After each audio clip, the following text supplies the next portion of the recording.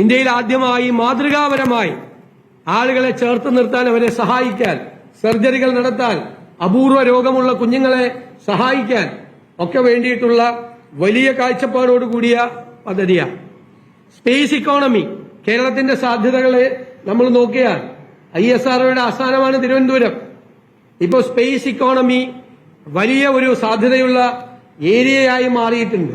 സ്വകാര്യ സാറ്റലൈറ്റുകൾ വരെ വിക്ഷേപണം നടത്തുന്ന ഒരു സ്ഥലത്ത്, ISROയുടെ പ്രധാന കേന്ദ്രമുള്ള ഒരു സ്ഥലത്ത് സ്വകാര്യ നിക്ഷേപങ്ങൾ കൂടി പ്രോത്സാഹിപ്പിച്ചുകൊണ്ടുള്ള ഒരു സ്പേസ് ഇക്കോണമി ഡെവലപ്പ് ചെയ്തു വരും.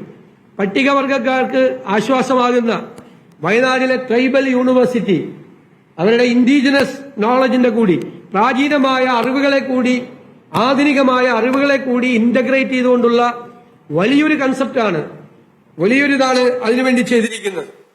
ആരോഗ്യ മേഖലയിൽ അതിന്റെ ക്വാളിറ്റി നിലനിർത്തുന്നതിന് വേണ്ടിയിട്ടാണ് Kerala health and life science city സ്ഥാപിച്ച് വലിയൊരു മെഡിക്കൽ ഡെസ്റ്റിനേഷനാക്കി കേരളത്തെ മാറ്റാനുള്ള നടപടികൾ സ്വീകരിക്കുന്നത്. റിസർച്ച് പാർക്ക് IIT മദ്രാസ് മോഡലിലുള്ള ഒരു റിസർച്ച് പാർക്കാണ്.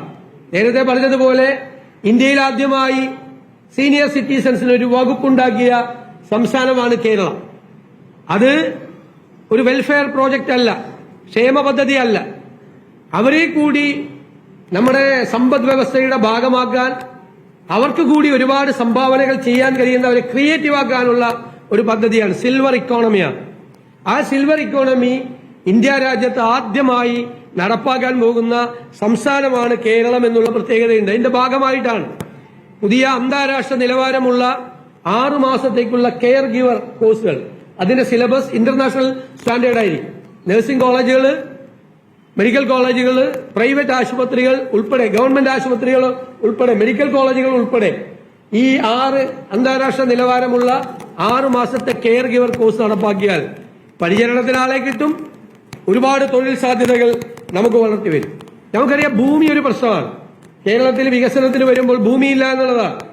തമിഴ്നാടും കർണാടകയും തെലങ്കാനയും ആന്ധ്രയും ആ പ്രശ്നം നേരിടുന്നില്ല. നമ്മൾ ആ പ്രശ്നം നേരിടുന്നുണ്ട്. പക്ഷെ നമുക്ക് ഒരുപാട് ഭൂമിയുണ്ട്. ആ ഭൂമി എവിടെയാണ് കിടക്കുന്നത്, എങ്ങനെയാണ് കിടക്കുന്നത് എന്ന് ആർക്കും അറിയില്ല. സർക്കാരിന് ഭൂമിയുണ്ട്, പൊതുമേഖലാ സ്ഥാപനങ്ങൾക്ക് ഭൂമിയുണ്ട്, കേന്ദ്ര പൊതുമേഖലാ സ്ഥാപനങ്ങൾക്ക് ഭൂമിയുണ്ട്, പ്ലാന്റേഷൻ ലാൻഡ് ഉണ്ട്. അറിയപ്പെടാതെ ഒന്നും ചെയ്യാതെ കിടക്കുന്ന ഭൂമി ധാരാളമായിട്ട് കേരളത്തിലുണ്ട്. അതിന്റെ ഒരു ലാൻഡ് ബാങ്ക് രജിസ്റ്റർ ചെയ്ത് ഒരു ലാൻഡ് ബാങ്ക് മാനേജ്മെന്റ് പോളിസി ഉണ്ടാക്കി, ലാൻഡ് മാനേജ്മെന്റ് പോളിസി ഉണ്ടാക്കി നിക്ഷേപങ്ങൾക്ക്, കൃത്യമായ നിക്ഷേപങ്ങൾക്ക് ആ ഭൂമി കൊടുക്കാൻ വേണ്ടിയിട്ടുള്ള ഒരു വലിയ സംരംഭം ഉണ്ടാകും. അതുപോലെ റിന്യൂവബിൾ എനർജി, പുനരുപയോഗ ഊർജത്തിന് വേണ്ടിയിട്ടുള്ള വലിയ പദ്ധതിയാണ്. കോടിക്കണക്കിന് രൂപ നമുക്ക് ലഭ്യമാകുന്ന, ആയിരക്കണക്കിന് മെഗാവാട്ട് വൈദ്യുതി പുതിയതായി ഉൽപ്പാദിപ്പിക്കാൻ കഴിയുന്ന നിരവധി സാധ്യതകൾ, തൊഴിൽ സാധ്യതകൾ തുറക്കുന്ന ഒരു പുതിയ മേഖലയിലേക്ക് നമ്മൾ കാലെടുത്ത് വെക്കുകയാണ്. സ്പെഷ്യൽ ഇൻവെസ്റ്റ്മെന്റ് സോണും ചില വ്യവസായങ്ങൾക്ക്, ചില സംരംഭങ്ങൾക്ക് അവർക്ക് പ്രത്യേകമായ സഹായം വേണം. അതിനാണ് സ്പെഷ്യൽ ഇൻവെസ്റ്റ്മെന്റ് സോൺ ഉണ്ടാക്കുന്നത്. ബ്രാൻഡ് കേരളം, കേരളത്തിൽ ഉണ്ടാക്കുന്ന പ്രോഡക്റ്റുകൾ ഇനി തിരിച്ചറിയണം. കേരള മാർക്ക് കൊടുക്കും, ബ്രാൻഡ് മെയ്ഡ് ഇൻ കേരള, അതിന് ഒരു സർട്ടിഫിക്കറ്റ് കൊടുക്കും.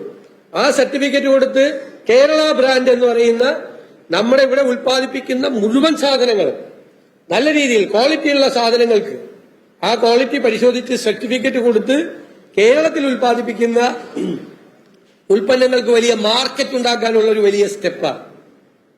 അത് യാഥാർത്ഥ്യമാകുമ്പോൾ കേരളത്തിലെ കാർഷിക ഉൽപ്പന്നങ്ങൾക്ക് വാല്യൂ ആഡഡ് പ്രോഡക്റ്റ് ഉണ്ടാവും, മൂല്യവർദ്ധിത ഉൽപ്പന്നങ്ങൾ കേരളത്തിൽ ഉണ്ടാവും നിരവധി കാര്യങ്ങൾക്ക്.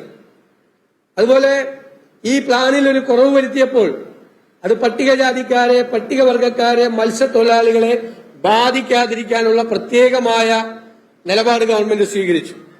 മണ്ണെണ്ണ സബ്സിഡി 75 രൂപയാക്കി വർദ്ധിപ്പിച്ചു. തീരപ്രദേശത്തെ ജനങ്ങളെ, മലയോരത്തെ ജനങ്ങളെ, പാവപ്പെട്ടവരെല്ലാം അഡ്രസ് ചെയ്യുന്ന ഒരു ബജറ്റാണിത്. അതുപോലെ നഗരവികസനം, നഗരങ്ങളെ കേന്ദ്രീകരിച്ചുകൊണ്ടാണ് ഇപ്പൊ ഒരു വലിയ മാറ്റം ലോകത്ത് എല്ലായിടത്തും ഉണ്ടാകുന്നത്. അതിനാണ് Kerala urban growth mission, public transport ഉൾപ്പെടെയുള്ള കാര്യങ്ങൾ ചെയ്യാൻ. ടൂറിസം രംഗത്ത് ടൂറിസത്തിനെ ഒരു ഇൻഡസ്ട്രി ആക്കുക, ഒരുപാട് ആനുകൂല്യങ്ങൾ ടൂറിസം രംഗത്ത് പ്രവർത്തിക്കുന്നവർക്ക്, ഇൻവെസ്റ്റ് ചെയ്യുന്നവർക്ക് ഉണ്ടാവും. എല്ലാ ടൂറിസം സാധ്യതകളെയും പ്രയോജനപ്പെടുത്തും. പോർട്ട് സിറ്റിയിൽ നിന്ന് തന്നെ ഇന്ന് നമ്മുടെ ടൂറിസം രംഗത്തുള്ളതിന്റെ ഇരട്ടിയിലധികം സാധ്യതകൾ പോർട്ട് സിറ്റിയിൽ നിന്നുണ്ടാവും, ഏവിയേഷൻ ഹബിൽ നിന്നുണ്ടാവും. അതുകൂടാതെ medical tourism, cultural tourism, destination tourism തുടങ്ങിയ ഒരു ഇന്റഗ്രേഷൻ എല്ലാ ഭാഗങ്ങളുമായി ഉണ്ടാകും.